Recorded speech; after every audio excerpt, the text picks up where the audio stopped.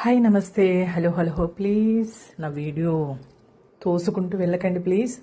మీరు మా వీడియోని లైక్ కానీ కామెంట్ కానీ చేయట్లేదు, మీకు నచ్చట్లేదా? సరే, ఏది ఏమైనా ఈ వీడియో చూడండి. రోడ్డు పక్కన భోజనం పెడుతూ వాళ్ళ జీవనోపాధి గడుపుకుంటున్నారంటే అక్కడ భోజనం బాగోలేదని కాదండి, చాలా మంచి ఇంటి భోజనంలానే ఉంది. చాలా వరకు చూస్తున్నాం ఇప్పుడు అందరూ కూడా చదువుకున్న అబ్బాయిలు కానీ అమ్మాయిలు కానీ. మొన్న నేను చూశాను, ఒక సాఫ్ట్వేర్ అమ్మాయి ఉద్యోగం మానేసి చక్కగా ఈ ఫుడ్ బిజినెస్ పెట్టుకున్నారు. సో ఈరోజు కూడా నేను మహబూబ్ నగర్ వెళ్ళి వస్తున్నాను. జడ్చర్ల దాటాము, మాకు ఎక్కడ కూడా ఫుడ్ కోర్ట్లు కనబడట్లేదు. కానీ ఇక్కడ వాళ్ళిద్దరు కూడా ఎండలో అక్కడే వేడివేడిగా అన్నం కుక్ చేస్తున్నారు.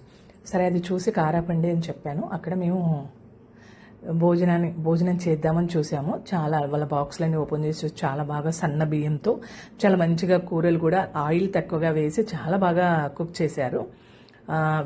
వెజిటేరియన్ అయితే వచ్చేసి నాకు తెలిసి 70 రూపీస్ వెజిటేరియన్ పెట్టారు ఆవిడ. చికెన్తో అయితే మాత్రం 100 రూపీస్, ఇంకా మటన్తో అయితే 120 రూపీస్. ఎంత తక్కువ చూడండి. అలాగే 3-4 మెంబర్స్ మనం హోటల్లో వెళ్ళి తిన్నామనుకో ఈజీగా 2000 రూపీస్ అవుతుంది. అక్కడ కూర్చున్న ఏసీతో పాటు అన్నీ కూడా మన దగ్గర కట్ చేస్తారు. చక్కగా చెట్టు నీడలో చల్లటి గాలిలో అంటే ఇంత ఎండలో కూడా అక్కడ కూర్చున్నా మాకేం పెద్దగా ఎండగా అనిపించలేదు. బట్ వాళ్ళతో పాటు నేను కూడా తినేసాను.